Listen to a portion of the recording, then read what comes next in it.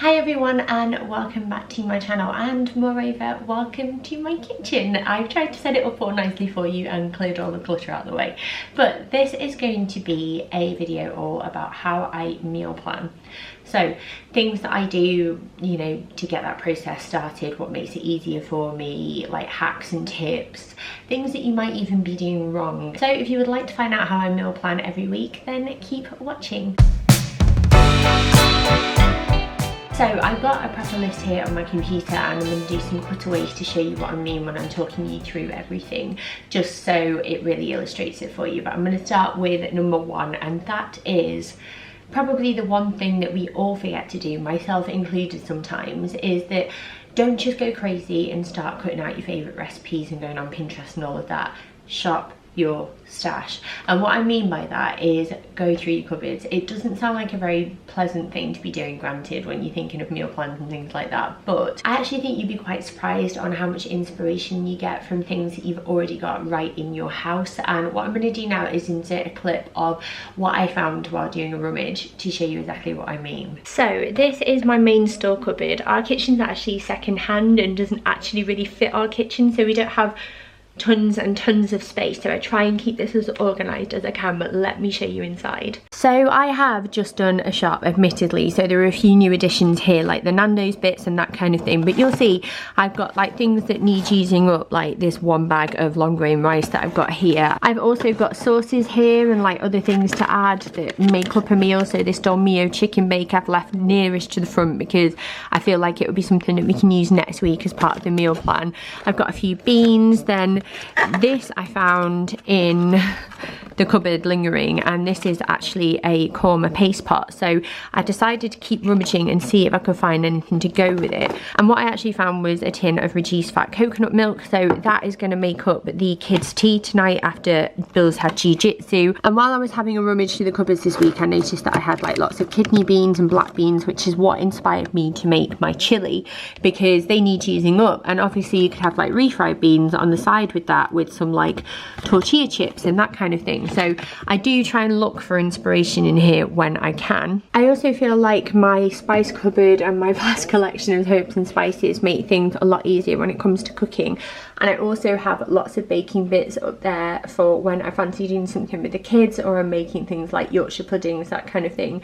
So it's really handy to make sure that these are all organised and stocked up and up to date, because then I feel like it makes cooking a lot easier for me. So next up, I'm at my freezer, and I found a few bits in this week as well that also inspired the rest of my dishes. So obviously, as you saw, I'm going to make a chicken korma for the kids tonight.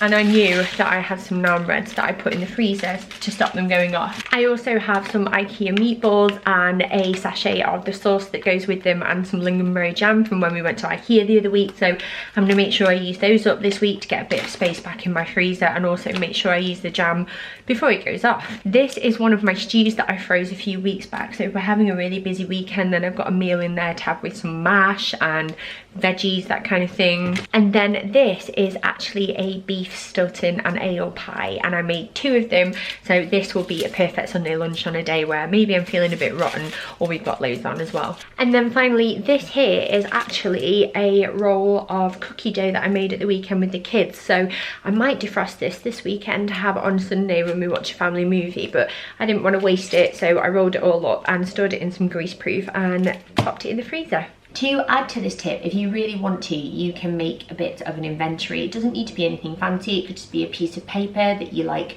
stick to your fridge, or you can do it online, like on your computer. I like to make lists on my computer a lot of the time, and you can write a list of everything that you've got in your freezer at the moment and everything that's in your cupboards, and you can add and take away to that list, so you're really on top of it. But if this is your first time meal planning, just take baby steps and check like one cupboard for now, or have a quick rummage through and see if there's anything that you can find that needs using up, because not only will you save yourself money, but you might actually inspire yourself, and it might remind you of some recipes that you've made before that you really liked. My next tip when it comes to successful meal planning and grocery shopping, and also saving yourself money in the long run, is shopping online without kids. So if you have kids and you're watching this, please take my advice, because it has completely changed my life.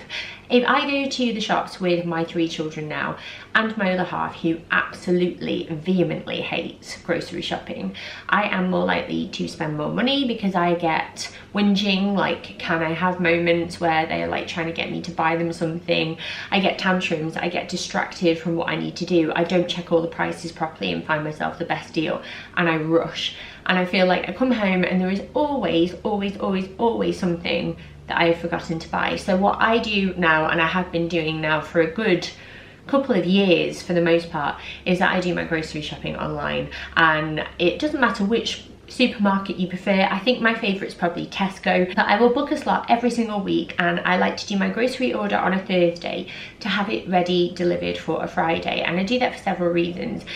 A, because the weekends are the best part of the week, aren't they? And I feel like we've got a nice full fridge and freezer and cupboards all stocked up ready for the weekend to enjoy ourselves. And B, I do most of my batch cooking at the weekend as well. So if I'm going to make something in bulk, it's normally easier to have all the ingredients in ready for the weekend beginning, because then I can just crack on and do what I want to do. And it really just fits in with our routine. But not only can I do it in the comfort of my own pyjamas, which is always a plus, I can do it at my pace. I can compare prices, I can cross-reference recipes that I'm thinking of using that week, and if I think I might have something in, I can just run into the kitchen and check, which is a bonus, because when I'm out at the shops I think, do I buy it? I don't know if we've got any left. Do I buy it? And then I get home and I've got 4 tubs of dried oregano that I really don't need, and another tin of chopped tomatoes when the door is bursting with them. My next tip when it actually comes to doing the shopping and getting food in is make sure you shop around. So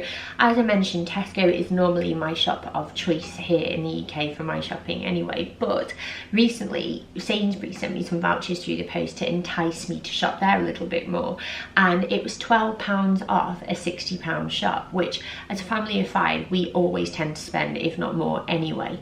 So I took advantage of it. So for the last 4 weeks I've been shopping at Sainsbury's just to save ourselves money, or at least get more food for our money. So I've stocked up the freezer instead, or I bought things that I wouldn't normally buy to try something new.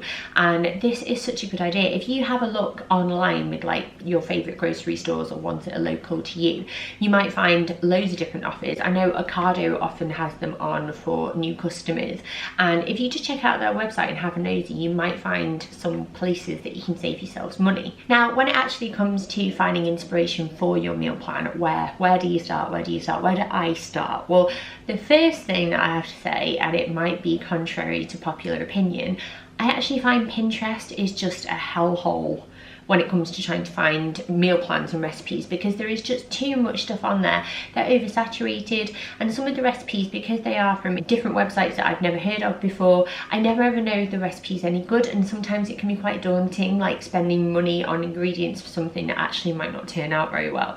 So I tend to stick to my old faithfuls, and a few places that I really love are supermarket websites. They normally, when they have their online grocery section, they also have a recipe section as well. And what I personally found from looking through their recipes there is that a lot of the time they will promote recipes that also go hand in hand with products that they currently have on offer. So you can actually save yourself money that way by having a look at what is on their front page. So autumnal recipes at the moment are really big across a lot of websites like this. Another few favourites that I love are the BBC Good Food website. I just think that's fantastic. I love the rating system on there because you can read the comments down below and see what other people have tweaked or added to the recipe to make it even nicer, and you know that you're not wasting any time trying something that perhaps isn't as good. I also obviously have my own family favourites as well, so recipes like from my parents or recipes that I've come up with myself, and just ones that I've used time and time and again. And if I'm stuck for inspiration, I will often go back to them and think, oh well, I haven't made my spag bol in a while, or I haven't made my chili con carne in a while, that kind of thing.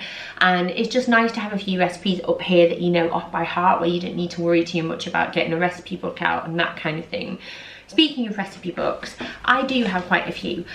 This is my most recent one, like Jamie Oliver Cooks Italy, and I watched the TV series and really enjoyed it. So I love looking at these for like a couple of recipes a week, or if I'm doing something special, maybe for like a Sunday lunch or maybe a date night for me and Mark, I will refer to the recipe books. But what I need to say about the recipe books is that they actually can be quite intimidating sometimes. There's a lot of ingredients that you need to buy or you might not already have in, and it can soon tot up. So sometimes I read these for inspiration and also knowledge. So for example, maybe I don't have all the ingredients in a certain recipe that's caught my eye, but I could actually tweak it with this and this that I already have in the cupboard. So that is what I tend to use these for, like an education purposes rather than like quick, what do I make for tea? But my all-time favourites, I have a fair few to show you, are supermarket magazines. So I have the Co-op one here, I have Tesco Food, I have Asda Good Living, and I have Waitrose Food as well. And I get so excited every month when they launch a new one of these. They are free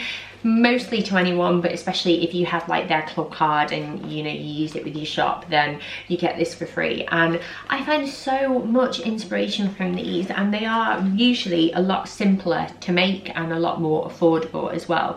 So I would definitely recommend picking these up every time you visit a shop. It's a nice read anyway, with a cuppa or a glass of wine at a weekend, and you'll probably find some inspiration. In fact, I'm most certain you will. Now the next point is one that's really important, I think, and it's one that you need to remember so you don't get carried away, you don't stress yourself out, so that meal planning doesn't become a chore, and that you also don't waste money. And that tip, are we ready for it, is plan around your schedule, not your tummy. So you might get excited when you find all of these recipes. I do. I mean, I get so excited about thinking about when I'm going to be making this recipe or that recipe, or you know, for the roast that I'm doing at the weekend. But what I really need to remember is that I work for myself, I have 3 small children, and we have a lot going on in our lives. So if I'm trying to make some Michelin star dish every evening that takes me 2 hours of prep and cooking, I'm going to be one unhappy parent. So what I suggest doing is looking at your schedule before you do any shopping at all and any planning at all. So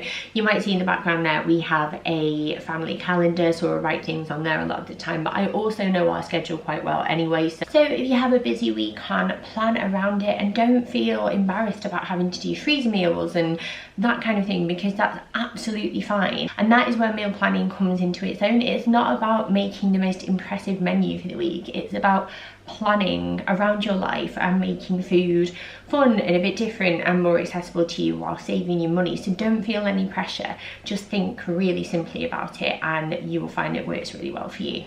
2 final tips are to batch cook. It saves me so much money. I don't have tons and tons of time, but batch cooking is a brilliant way of making things go further, saving yourself time and also money as well. And I know I keep stressing those things, but it's really true.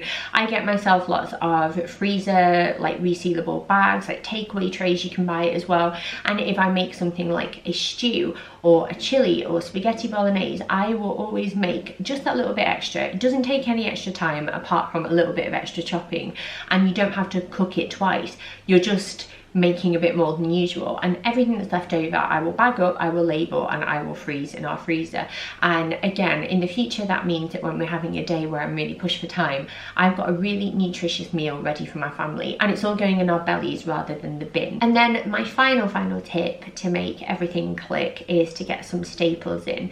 And staples are different for every family, so it would depend on the kind of food that you like to eat, and you know, how much of a cook you are and how much you enjoy cooking, which is absolutely fine. But for me personally, the herbs and spices cupboard is always a go-to. Like, do you have a few of the regulars in? So like a curry powder is always a great one to have, because you can use that in so many ways, from making curries obviously to marinades where you mix it with some natural yogurt and then you leave some chicken to marinate in there with, like, say a tablespoon of curry powder, enough natural yogurt to coat, and then some garlic and some seasoning and maybe a few herbs if you've got any knocking around.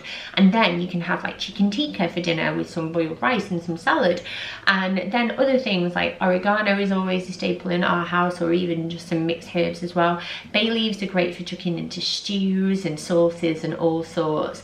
Then garlic granules are great if you don't tend to buy that much fresh garlic, because you can add that flavour and it's a lot more budget friendly. Stock cubes cubes are another one to add lots of flavour to things and add a real richness and rounded flavour as well. And then you've also got things like tomato puree and chopped tomatoes, which are just a basis for so many things that you can eat as a family.